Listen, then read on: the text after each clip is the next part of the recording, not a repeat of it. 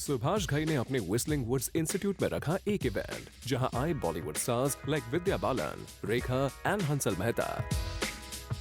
विद्या बालन ने मीडिया के सामने अपनी झलक तो जरूर दिखाई, बट जब आई मीडिया इंटरेक्शन की तो विद्या ने मीडिया को अवॉइड करना ही बेहतर समझा। हो भी क्यों ना, आखिर विद्या को भी पता है कि इन दिनों उनकी प्रेगनेंसी न्यूज और ट्रबल्ड मैरिड लाइफ को लेकर काफी चर्चे हो रहे हैं। Getting back to this event, यहाँ सुभाष घई ने अपने इंस्टीट्यूट के इस फेस्टिवल के बारे में बात की। जब भी इस तरह का इंटरनेशनल फिल्म स्कूल होता है वर्ल्ड में कहीं भी, और हम लकी हैं कि हिंदुस्तान में ऐसा स्कूल है व्हिस्लिंग वुड्स, जिसमें टोटल डेडिकेशन से बच्चों को फिल्म्स, कल्चर, सिनेमा, टेलीविज़न सब के बारे में पढ़ाया जाता है। तो ये बहुत ज़रूरी है उनके लिए कि वो अपने फेस्टिवल्स खुद ही मैनेज करें, क्रिएट करें, सोचें। तो ये सिलसिला शुरू हुआ था पिछले साल जब इन्होंने सिनेमा 100 शुरू किया था और बहुत ज़ोर शोर से मनाया गया था। 7 दिन का फेस्टिवल था वो। तो उसके बाद स्टूडेंट्स ने इतना एंजॉय किया कि बाद में मुझे बहुत से स्टूडेंट्स ने आके कहा कि सर हम ये फेस्टिवल हर साल मनाना चाहते हैं इस कैंपस में, क्योंकि इससे हमें बहुत सी चीज़ों का ज्ञान मिलता है। वहीं सुभाष घई ने व्हिस्लिंग वुड्स के लीगल इश्यूज पर भी मीडिया से बात की। व्हिस्लिंग वुड्स जो है एक बहुत ही बड़ी प्रॉब्लम में है।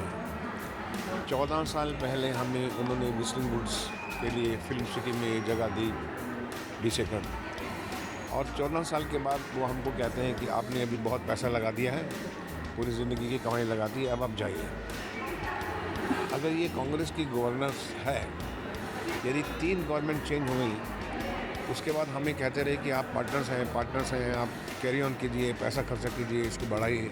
हम बढ़ाते बढ़ाते 14 साल के बाद अगर वो आज हमको कहें कि आप हमारे उस टाइम पे कागज़ ठीक नहीं थे, 2000 में हमारी मिनिस्ट्री ने एक मिनिस्ट्री से परमिशन नहीं ली थी, तो उसमें हमारा क्या कसूर है? Well, we hope कि आपका ये लीगल मामला जल्द से जल्द सुलझ जाए। वहीं बात करें हंसल मेहता की, he was seen praising this event। यहाँ आके अच्छा लगता है, स्टूडेंट्स के साथ इंटरेक्ट करने में हमेशा हमें सीखने मिलता है।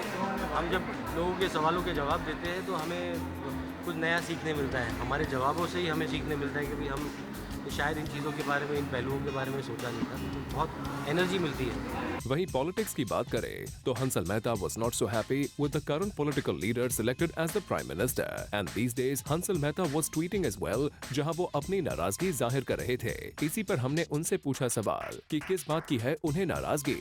नाराज़गी बिल्कुल नहीं है, नाराज़गी नहीं है, निराशा है, लेकिन वो निराशा मेरी अपनी निराशा है। लेकिन मैं समझता हूँ कि अगर बहुमत से एक सरकार को हमने चुना है तो हमारा फ़र्ज़ बनता है कि उस सरकार को अपना काम करने में मदद करें और उस सरकार के साथ कंधा मिलाकर हम चलें, और कुछ नहीं। Well, जब हंसल के इसी स्टेटमेंट पर हमने उनसे और जानने की कोशिश की तो Hansal Mehta chose to walk out from the media interviews। चलिए मीडिया के सामने नहीं पर अपनी सोशल नेटवर्किंग साइट के जरिए ही आप अपनी निराशा फिर से जता दीजिएगा।